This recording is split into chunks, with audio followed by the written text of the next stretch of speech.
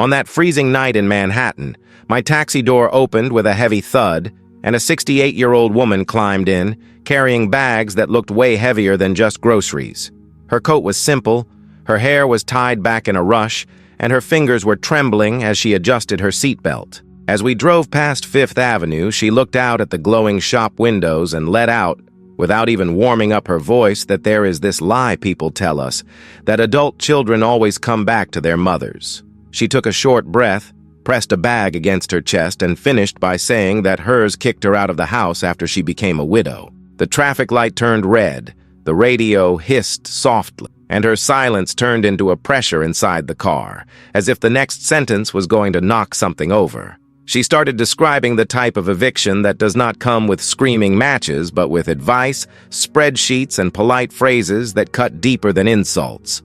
She said she worked herself to the bone to pay for college, held the house down alone, and yet she became the problem when he got married. Then her voice cracked for a second, and she dropped the line that changes everything, saying that was not even the worst part. The worst was when, a year later, he showed up at her door in the middle of the night with a suitcase in his hand and a bruised face. Her hand froze in the air as if she were still holding that doorknob, and she dropped another one, even harder, saying that right then she had to decide if she was a mother or if she was going to be a judge.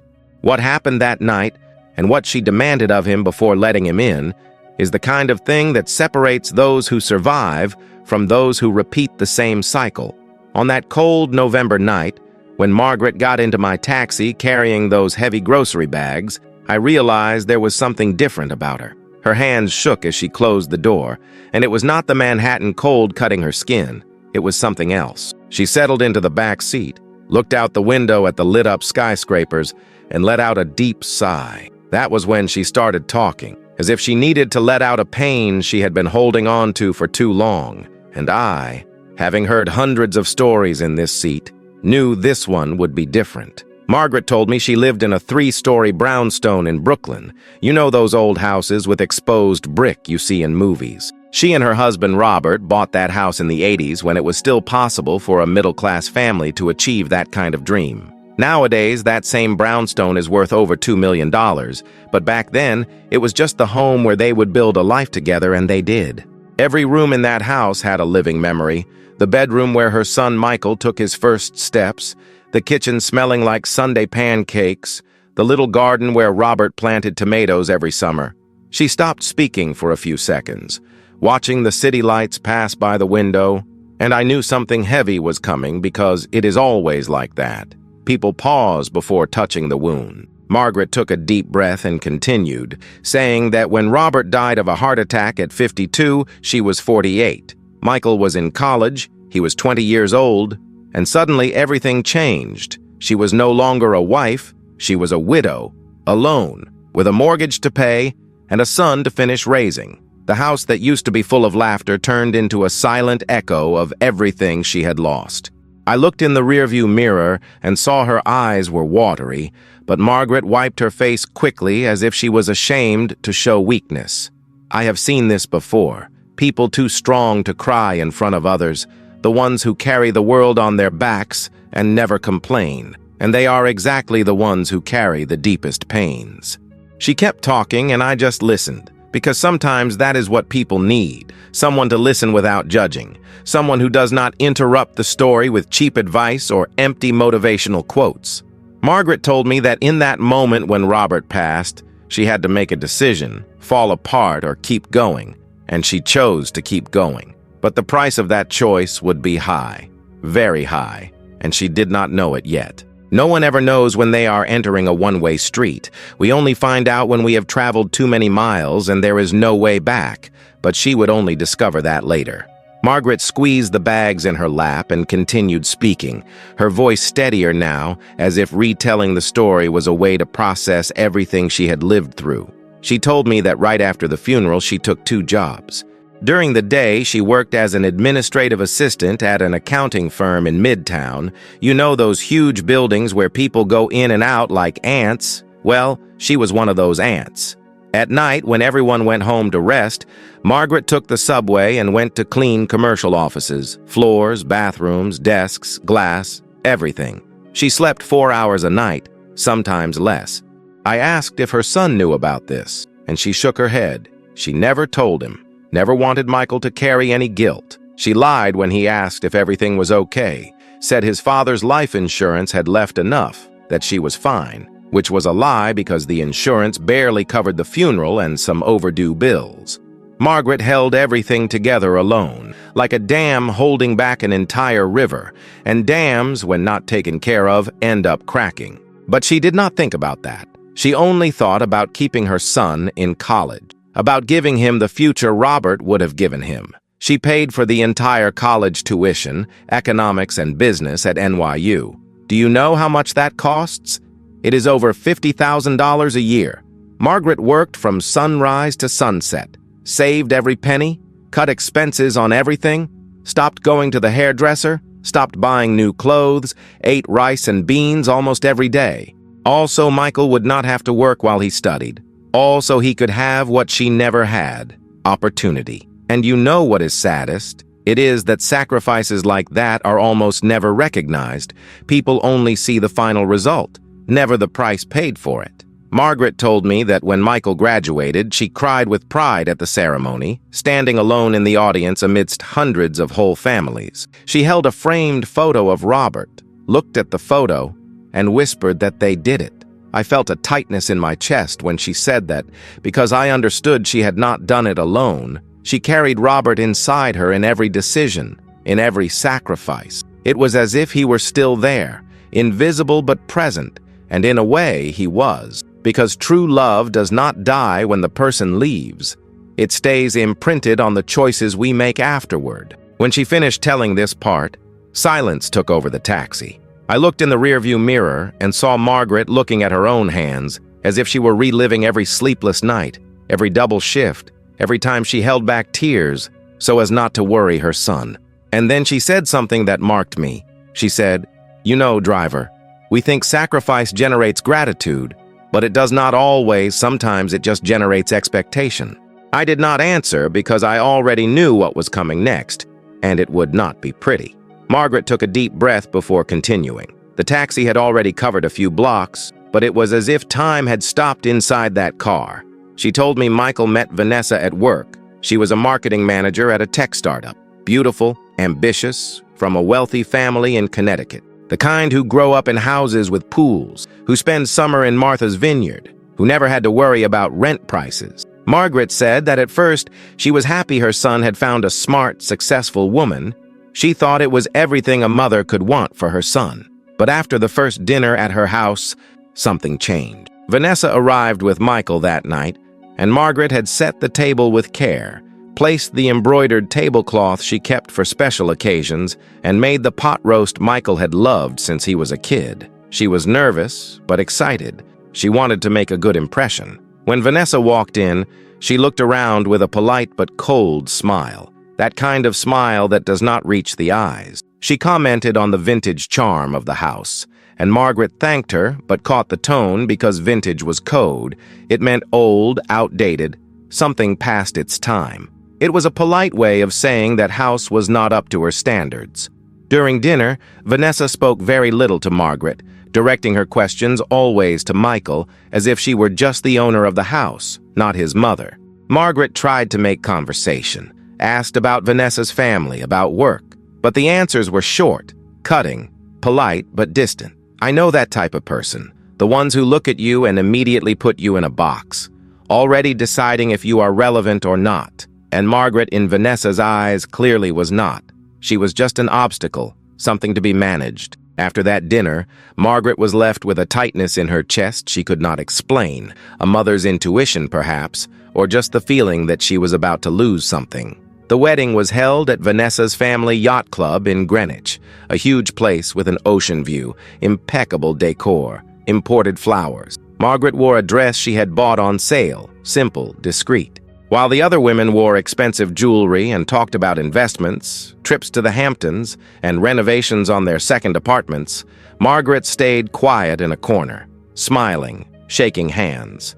But inside she felt she did not belong in that world, and everyone there knew it. Even Michael seemed different, more distant, as if he were ashamed of his own background, as if the mother who worked 2 shifts to pay for his college was now a burden, not a pride. Margaret looked at me in the rear-view mirror and said something that made me think for days. She asked if I knew what the worst kind of rejection is. She said, "It is not when someone hates you, it is when someone tolerates you." I nodded, understanding perfectly.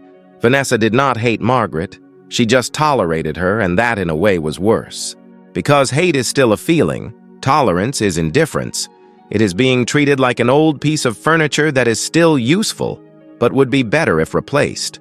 And that was exactly what Vanessa started to do, working little by little to replace Margaret in Michael's life. Margaret kept talking, and now her voice was lower, as if every word cost effort. She told me that after the wedding, Michael changed completely. He started canceling Sunday lunches with her, those lunches that were a tradition since he was a child. Whenever she called to confirm, he had a ready excuse: work meeting, commitment with Vanessa's family, fatigue. When he finally visited, he stayed for a short time, always in a rush, always checking his watch, and always with Vanessa complaining about something in the car. Margaret would hear from the other side of the door Vanessa saying, "Michael, let's go. We promised to have dinner with my parents," or "We can't stay long. I have an early meeting tomorrow." There was always something more important. She realized her son had stopped asking how she was. Before, Michael called just to talk, asked if she needed anything, if she was okay, if the house was in order. Now the calls were quick, formal, saying, "Hi, Mom, everything good, great, gotta go," and hanging up.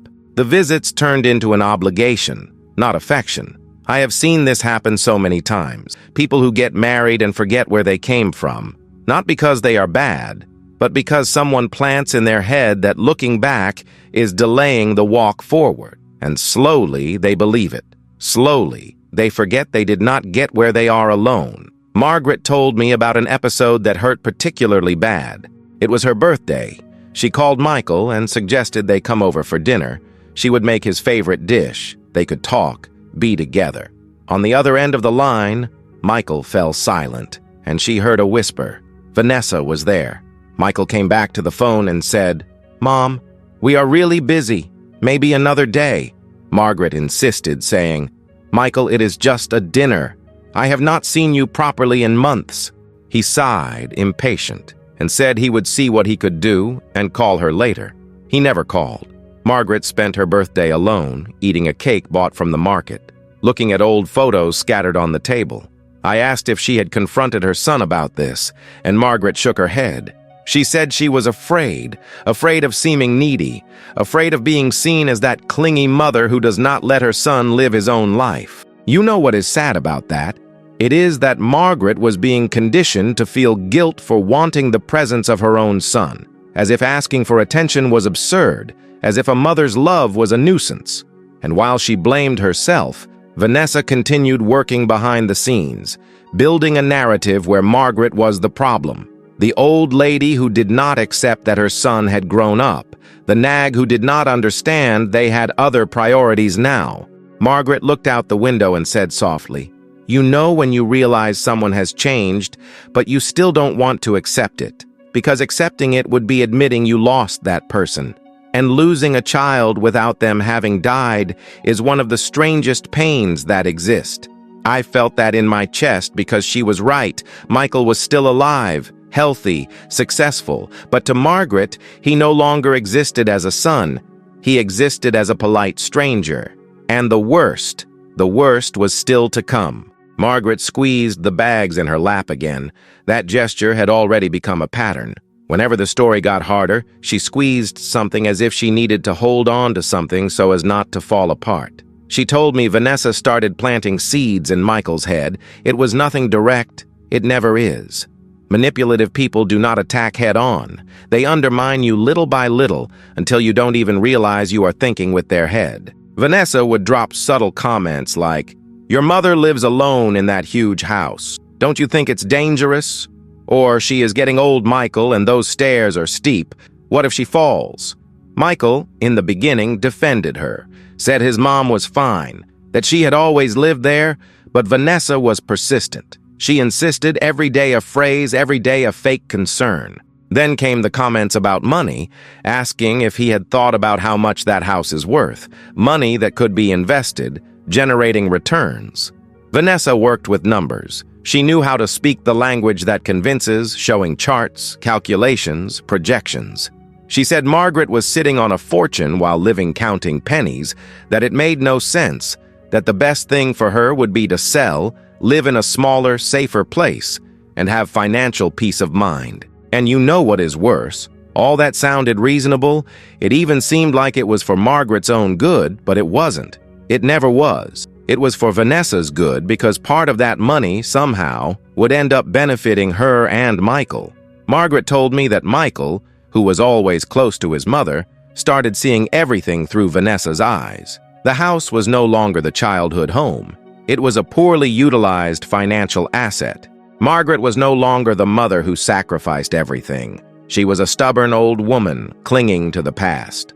I have seen this happen in other families. It is incredible how someone from the outside can come in and rewrite a whole history, turning heroes into villains, love into stubbornness, memory into dead weight. And the manipulated person doesn't even notice. They think they are making rational adult decisions, not knowing they are being a puppet. I asked Margaret if she noticed this change, and she said yes. She noticed it in her son's eyes, in the conversations that started getting weird. Michael started talking about financial planning, smart decisions, thinking about the future, words that were not his. They were Vanessa's coming out of his mouth. Margaret tried to argue, saying that house was hers and Robert's, that it had memories, that it was everything left of the life they built together. But Michael, now totally convinced, would roll his eyes, saying she was too sentimental, that she needed to be practical, as if feeling was a defect, as if memory was a weakness. Margaret took a long pause, looked at me in the mirror, and said that the scary thing is seeing someone you raised, someone you have known since their first day of life, turn into another person, and you cannot do anything because he thinks he is right. He thinks you are the problem. I nodded, knowing exactly what she was talking about. Vanessa had won the first battle. Now she was preparing the final attack. And Margaret, too naive to realize the gravity of the situation, still thought her son would go back to being who he was. But he wouldn't, at least not anytime soon. Margaret continued telling, and now I realized every word was weighing more. She told me that on a Sunday afternoon, Michael finally showed up alone, and she was happy because it had been months since he went to her house without Vanessa. Margaret thought maybe her son was getting back to normal, so she prepared his favorite lunch, pot roast with roasted potatoes, that dish she made on Sundays when he was a child. The smell took over the kitchen. She set the table with affection, put out clean napkins, even lit candles. She was excited, thinking they would finally have a real conversation like in the old days. But the atmosphere was weird from the moment Michael walked in. He barely touched the food, kept pacing around the kitchen, nervous, looking around as if looking for courage in some corner. Margaret tried to bring up topics, asked about work, about Vanessa, about life, but he answered with monosyllables until finally he let it out, saying, "Mom, you need to consider selling this house." Margaret stopped with her fork in the air, looked at her son without understanding, and asked what. Michael took a deep breath and continued, saying she was alone. It was too much house for one person, and it was worth a lot of money. He said she could live in a smaller, safer apartment and still have money left over. Margaret felt the ground disappear beneath her feet. This was not happening. She tried to argue, saying, "Michael, this is my house. It is where you grew up, where your father lived." Michael exploded before she could finish, shouting that Dad was gone and she was living in a mausoleum, that it was not healthy. The words came out hard, cutting, and Margaret recoiled as if she had been slapped. She looked at her son and did not recognize who was there. That was not the boy she raised. That was not the young man who cried in her lap when his father died. It was someone else. Someone who had been trained to say exactly those words. Someone who had rehearsed that speech. Margaret saw Vanessa there, even without her being present. I asked what she answered, and Margaret said she stayed silent for a long time, looking at the food on the table, the lit candles, the effort she had made thinking it would be a peaceful lunch.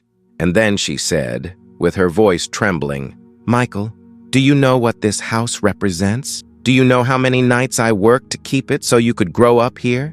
So your father would not have died in vain." Michael looked away, unable to face his mother, and mumbled something about it being for her own good, about safety, about doing the right thing. But they were just empty words, canned phrases Vanessa had put in his mouth. Margaret finished telling this part and paused, wiping her eyes quickly. And I pretended not to see, because sometimes the best thing you can do for someone is give them the dignity to cry without being watched. She then said something that gave me chills. She said, "Do you know what is cruel? It isn't when someone attacks you. It is when someone attacks you saying it is for your own good." I knew exactly what she meant. Michael was destroying his mother, thinking he was saving her, and the worst part was he truly believed it. And when the next visit came, he would not come alone. He would come armed. Margaret took a deep breath before continuing, saying that 3 months after that conversation in the kitchen, Michael came back, but this time not alone. Vanessa was with him, and she brought papers, lots of papers. Sales documents, realtor contacts, printed ads for apartments they had selected as perfect for Margaret, everything organized in colored folders with post-its marking the important parts. Margaret opened the door and saw that, feeling her stomach turn, it was not a visit, it was an ambush. Vanessa entered first, greeted her with a professional smile, and sat at the dining room table as if she were in a business meeting. Because for her, that is exactly what it was, business.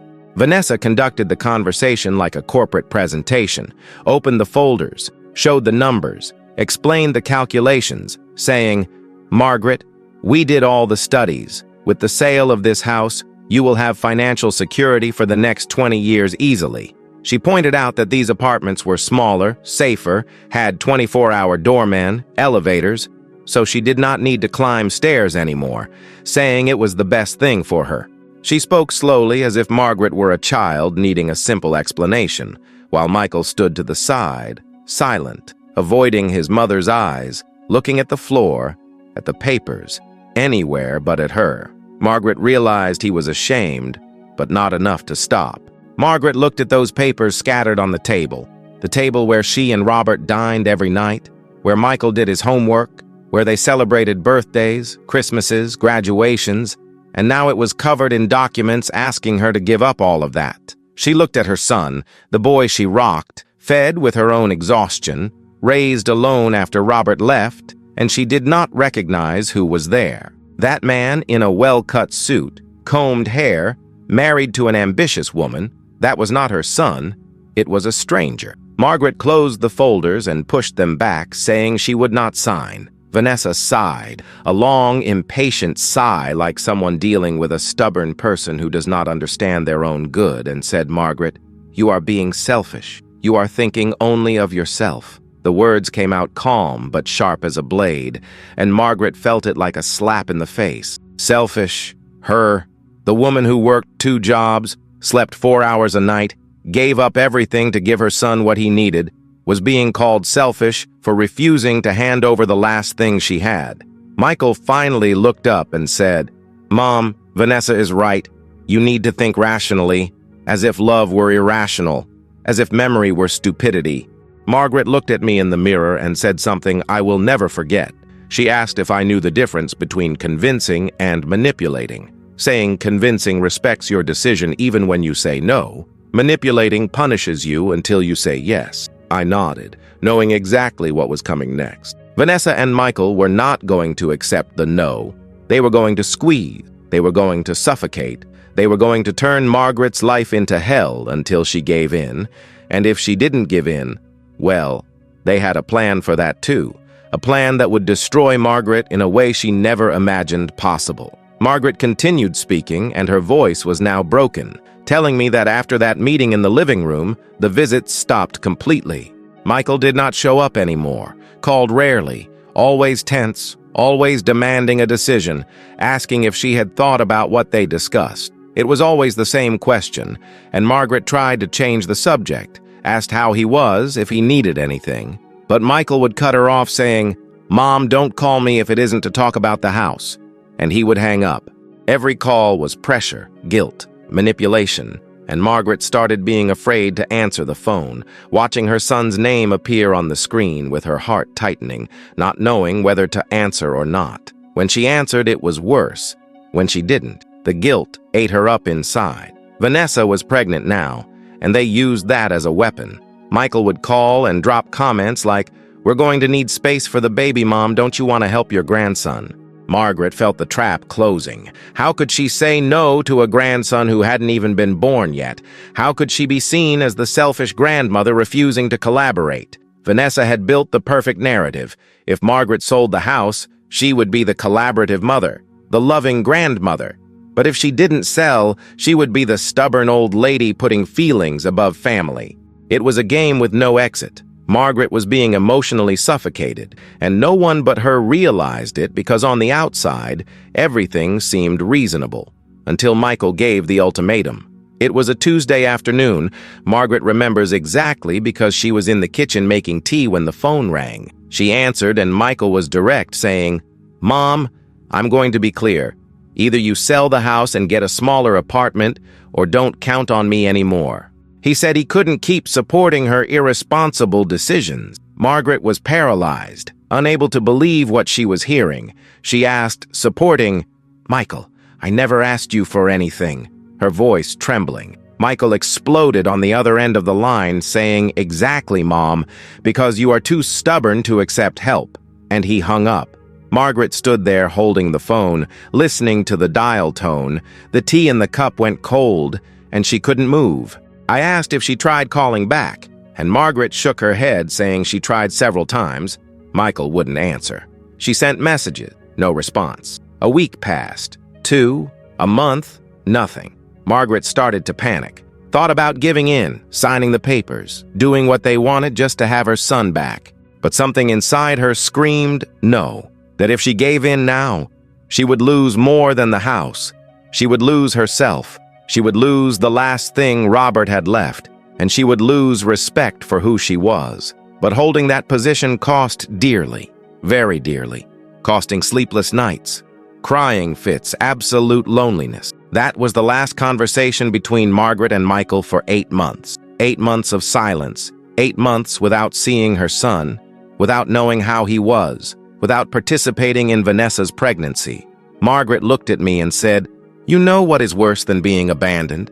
It is being abandoned and still being blamed for it." I knew she was being punished for saying no, and the punishment would be increasingly brutal because when you don't give in to a manipulator, they don't give up, they destroy, and that was exactly what was about to happen to Margaret, only she didn't know the size of the destruction coming yet. Margaret squeezed the bags harder.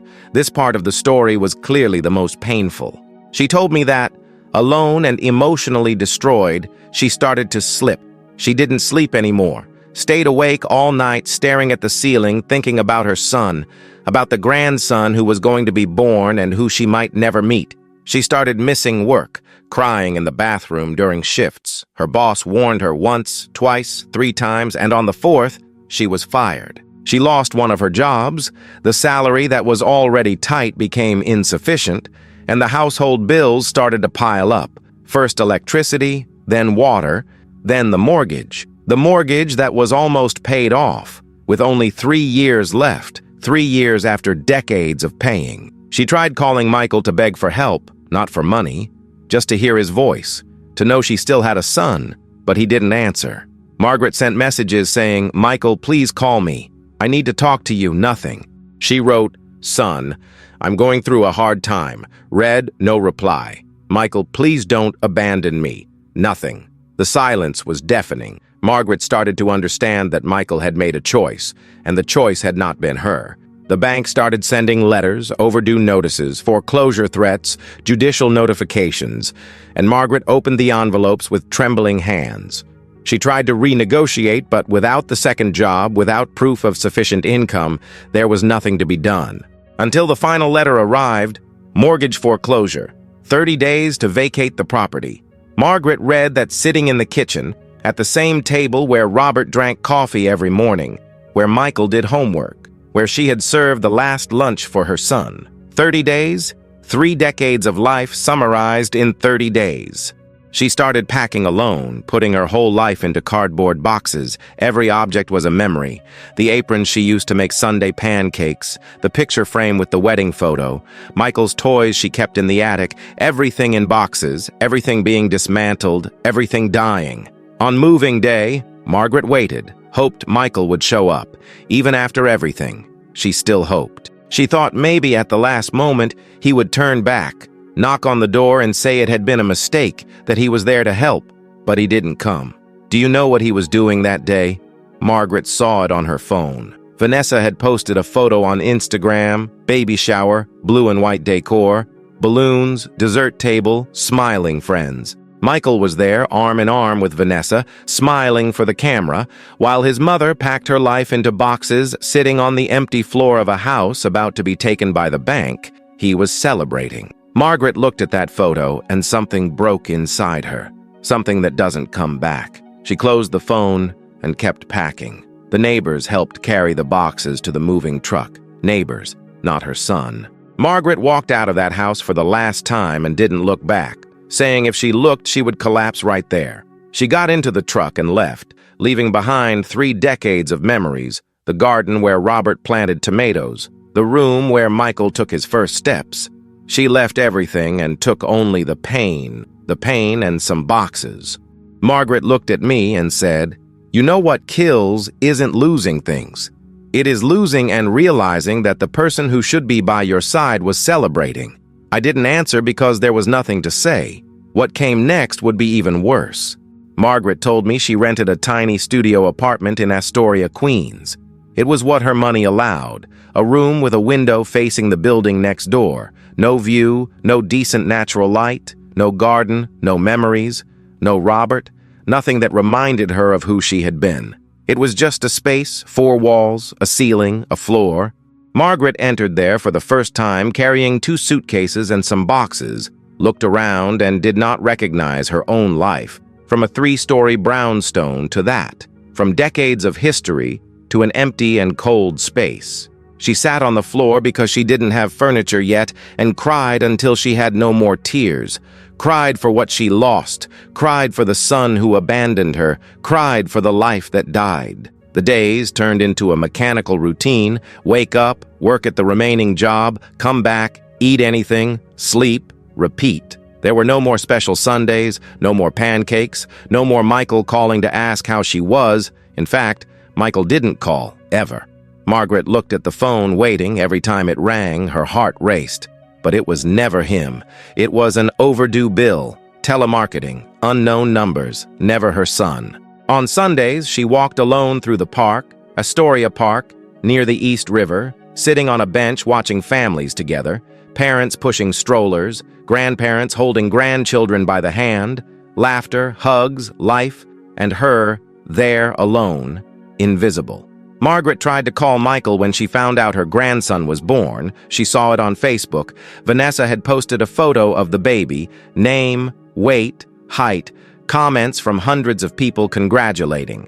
Margaret looked at that photo and felt a hole in her chest. That was her grandson, her blood, and she didn't even know he had been born. She called Michael, blocked, sent a message on WhatsApp, nothing. She bought a gift, wrapped it with care, wrote a card saying, "For my grandson, with all of Grandma Margaret's love," sent it by mail. 2 weeks later, the package came back, returned, refused by the addressee. Margaret held that package in her hands and realized she had been erased, deleted, as if she had never existed.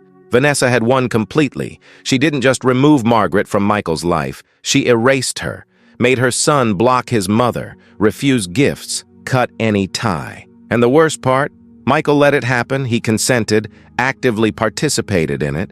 He was not an innocent victim, he was an accomplice. Margaret looked at the 4 walls of the tiny apartment and asked herself where she had gone wrong, what she had done so bad to deserve that. She worked her whole life, sacrificed everything, loved unconditionally, and was there, alone, forgotten, punished for daring to say no, punished for trying to keep the last thing she had of her dead husband. She looked at me in the mirror and said, "You know what it is to live invisible. It is to be alive but not matter to anyone. It is to exist but make no difference. It is having a son, a grandson, a history, but being completely alone as if none of that existed. I felt that deep because I had seen so many people like that. Elderly people abandoned, forgotten, erased by their own families. Margaret had become a statistic, one more. But her story would not end there, because a year and 3 months after that move to Queens, something would happen, something that would turn everything upside down, and Margaret would have to make the hardest decision of her life. Margaret was telling me the story as the taxi moved through the Manhattan streets, and then we got to the part that would change everything. It was a year and 3 months after the eviction. Margaret was sleeping. It was almost midnight on a cold Tuesday. She had just fallen asleep after hours tossing in bed as she always did, suddenly pounding on the door, loud, desperate. Margaret woke up startled, heart racing. Who would knock at that hour, in that neighborhood? Knocking at midnight is never a good sign. She got up slowly, turned on the light in the narrow hallway, walked to the door, looked through the peephole, and froze. It was Michael. Dirty, unshaven, black eye, suitcase in hand, looking like a beggar. Margaret opened the door in shock. Unable to process what she was seeing, she said, "Michael," her voice coming out weak, trembling. He looked up. He was destroyed, not the man in the well-cut suit, combed hair, confident posture anymore. He was a human wreck. Michael collapsed, literally fell to his knees there in the narrow hallway of the building, sobbing loudly, without control, saying, "Mom, I have nowhere else to go."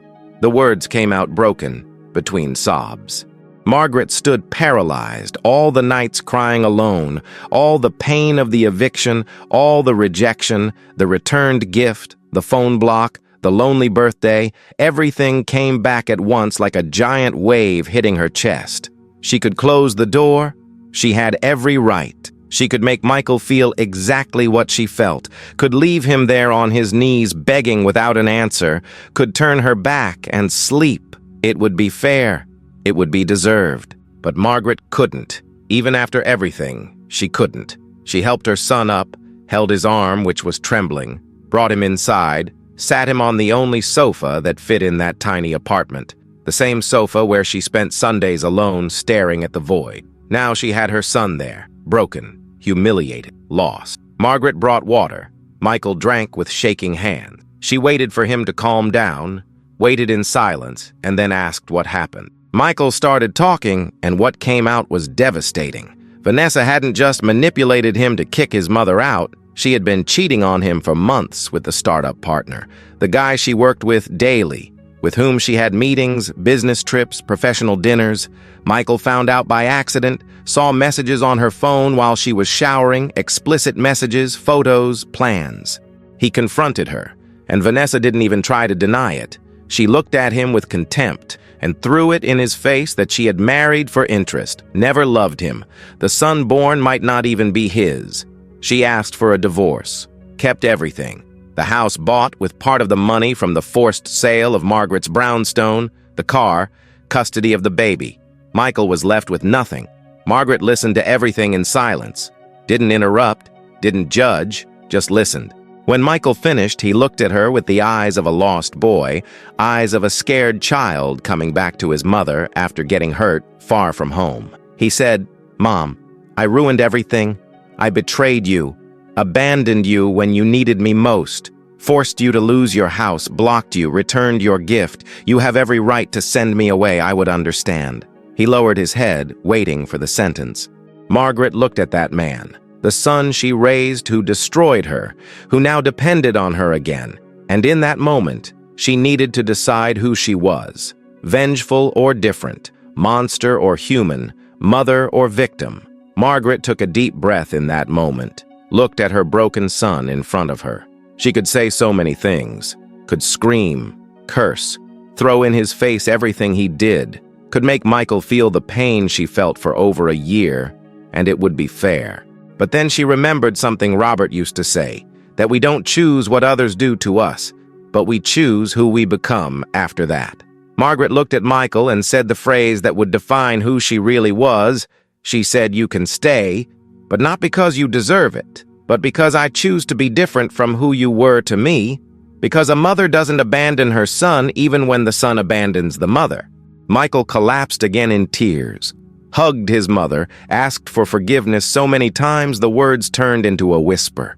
That night, Michael slept on the cramped sofa of the tiny apartment, and Margaret stayed awake all night, sitting on the kitchen chair, looking at that man she raised.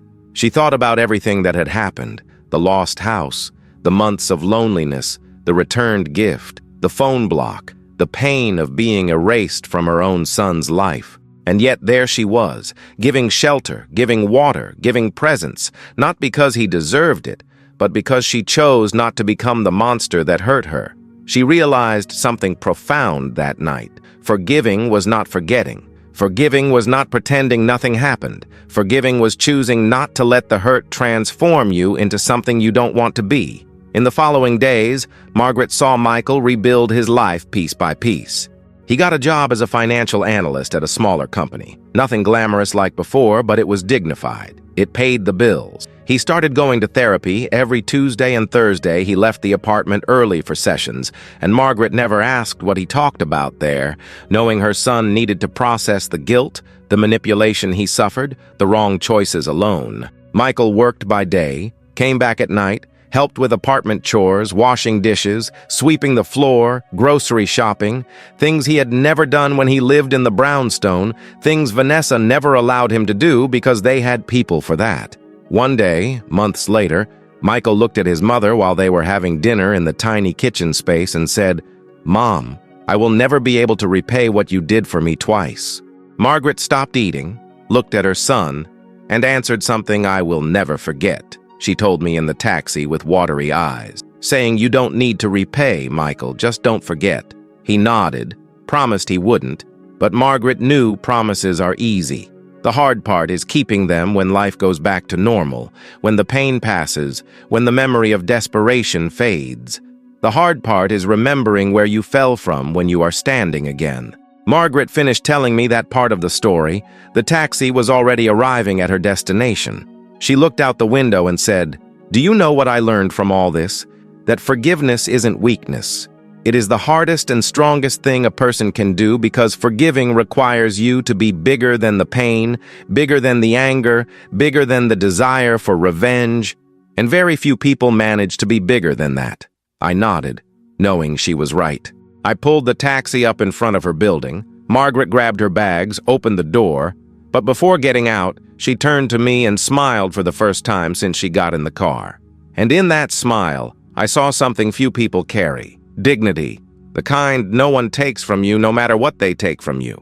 Margaret stood for a few seconds with her hand on the door, and her smile was still there, small, firm, like someone who didn't need to prove anything to anyone. The light from the building lobby reflected on the taxi glass, and the distant noise of a siren crossed the avenue as if the city kept rushing on, even when someone's life changes course. She adjusted the bags on her arm, and before leaving for good, said in a low, clear voice without a speech, that there are people who think forgiving is going back to being a fool, but she learned that forgiving is choosing, and she chose not to lose herself. The phrase didn't come with tears or trembling. It came with posture. It came with the kind of calm that only appears after someone goes through the worst and still manages to remain standing. She stepped out, closed the door carefully, and walked to the entrance without looking back, like someone who finally stopped asking for permission to exist. And if this story hit somewhere inside you, leave it in the comments. Have you ever opened a door you could have closed, or have you ever closed a door and then realized you needed boundaries, not guilt? Like the video, subscribe to the channel, and hit that notification bell. Because here, every ride ends with a choice, and the next story might give you the right phrase to respect yourself without turning to stone and to forgive without abandoning yourself.